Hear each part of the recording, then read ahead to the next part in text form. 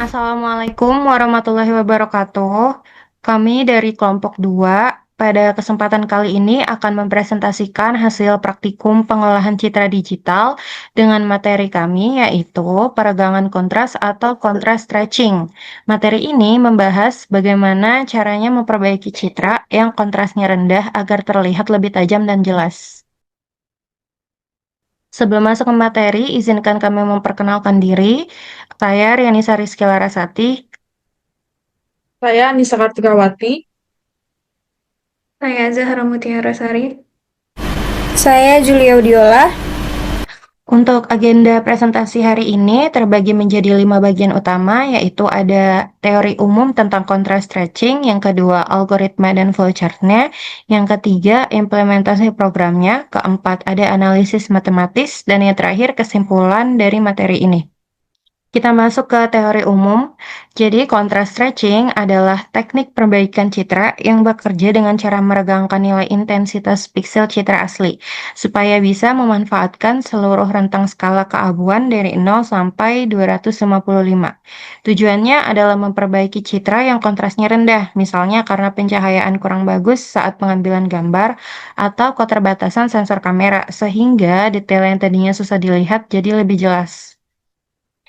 Berikutnya ada prinsip kerja. Nah, buat cara kerjanya itu sederhana. Jadi, program ini akan mencari dulu nih nilai piksel yang paling gelap, kita sebut sebagai Rmin. Lalu, nilai piksel yang paling terang kita sebut sebagai Rmax dari citra tersebut. Nah, nilai Rmin ini dipetakan jadi 0 atau hitam dan Rmax-nya dipetakan menjadi 255 atau putih. Jadi nilai-nilai piksel lain di antara keduanya akan ikut diregangkan secara proporsional. Seluruh rentang warna keabuan itu akan terpakai secara maksimal. Lanjut kita masuk ke kelebihan dan kekurangan dari metode ini. Yang pertama ada kelebihan dari metode ini, yaitu algoritma sederhana dan mudah diimplementasikan. Yang kedua ada komputasi ringan dan cepat atau operasi linear per piksel. Yang ketiga ada sangat efektif untuk citra dengan histogram sempit, dan yang terakhir tidak butuh parameter tambahan yang rumit. Kekurangan metodenya, yang pertama ada sensitif terhadap outlier atau the raw noise ekstrim. Yang kedua ada transformasi bersifat global, tidak adaptif per area. Dan yang terakhir kekurangannya ada kurang signifikan jika rentan piksel sudah lebar. Penerapan dan bidang pemanfaatan. Jadi di sini ada 5 bidang. Yang pertama ada bidang medis, contohnya Röntgen, CT scan, MRI, dan mamografi. Mamografi itu untuk membantu diagnosis. Masuk ke bidang kedua yaitu bidang keamanan, contohnya perbaikan citra CCTV pada kondisi minim cahaya. Bidang penginderaan jauh, contohnya perbaikan citra satelit untuk pemetaan dan pemantauan. Bidang kecerdasan buatan, contohnya prapemrosesan data citra sebelum masuk mode AI. Dan bidang yang terakhir yaitu bidang industri, contohnya inspeksi visual otomatis pada kontrol kualitas produk. Selanjutnya ada tahapan proses. Jadi ada 5 tahapan. Tahapan pertama itu input, yaitu baca citra dan konversi ke grayscale. Proses kedua yaitu analisis, hitung Rmin dan Rmax citra. Proses yang ketiga transformasi, terapkan rumus peregangan linear. Proses 4 yaitu clipping, bulatkan dan potong ke rentang 0 sampai 255. Dan proses yang terakhir yaitu proses output, susun dan tampilkan citra hasil. Di sini ada flowchart proses. Jadi flowchart atau diagram alir ini menunjukkan urutan proses dari pembacaan citra, perhitungan nilai ekstrim, transformasi linear, hingga citra keluaran. Nah, ini adalah flowchart dari keseluruhan prosesnya. Dimulai dari input citra, lalu masuk ke proses, nilai Rmin dan Rmax-nya dihitung. Di situ ada belah ketupat atau yang sering kita sebut decision. Jadi kalau ternyata Rmax sama dengan Rmin, artinya citra itu seragam semua. Jadi langsung di set 0. Tapi kalau tidak, maka dilakukan transformasi linear ke setiap pixel. Dilanjutkan ke proses clipping sampai akhirnya menghasilkan citra output. Selanjutnya ada algoritma atau pseudocode.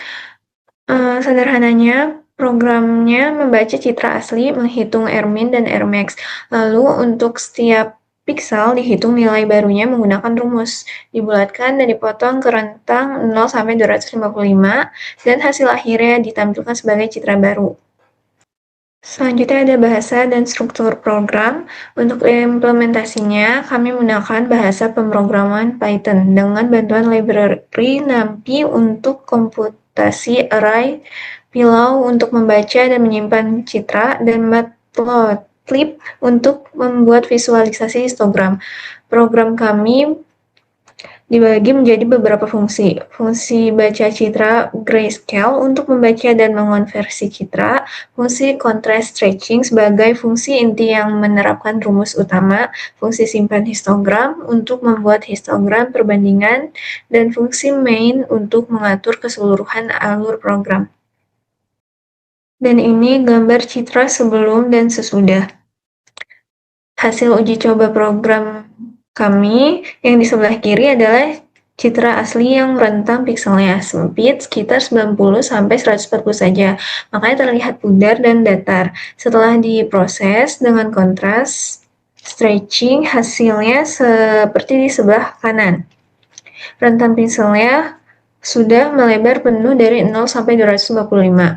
Terlihat jelas kontrasnya jauh lebih tajam. Selanjutnya ada analisis histogram dan perubahan citra.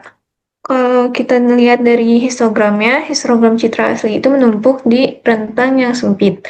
Tapi setelah diproses, nilai-nilai pikselnya jadi tersebar merata di rentang 0 sampai 255.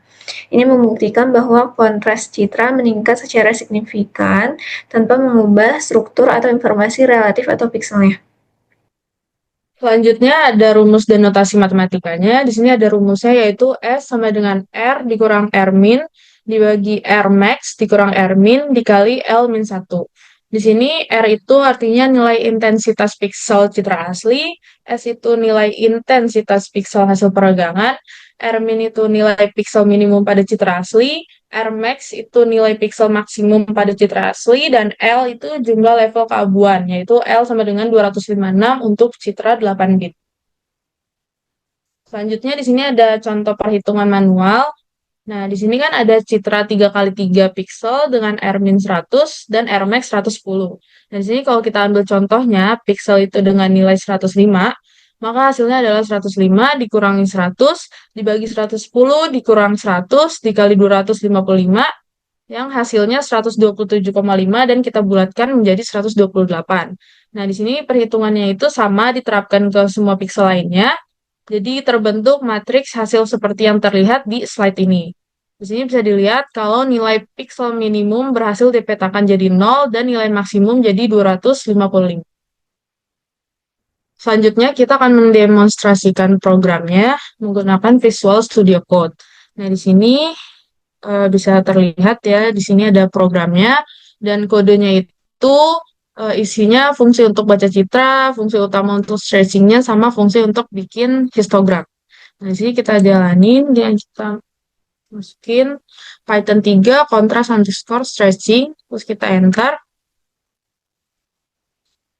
Nah, di sini keluar outputnya.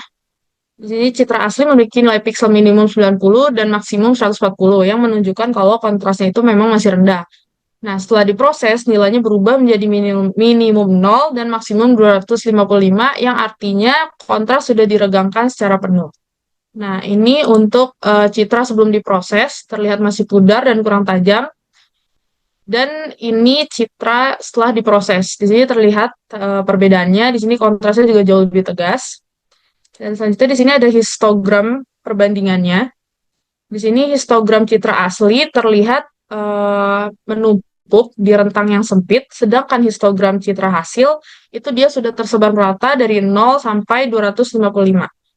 Selanjutnya ada kesimpulan, ringkasan, dan saran pengembangan. Di sini ada cara kerja dan karakteristiknya. Yang pertama ada meregangkan rentang piksel citra ke skala penuh 0 sampai 255 melalui transformasi linear. Yang kedua ada sederhana, cepat, dan efektif untuk citra berkontras rendah. Dan yang ketiga ada sensitif terhadap outlier dan bersifat global atau tidak adaptif per area. Dan ada manfaat pengembangannya, yaitu bermanfaat luas untuk medis, keamanan, penginderaan jauh, AI, dan industri. Selanjutnya ada paling optimal untuk citra dengan histogram sempit atau terkonsentrasi. Dan yang terakhir ada pengembangan lanjut dengan kombinasikan histogram equalization, Clahe, atau peregangan nonlinear adaptif. Nah, sekian dari kelompok kami, kurang lebihnya mohon maaf. Wassalamualaikum warahmatullahi wabarakatuh.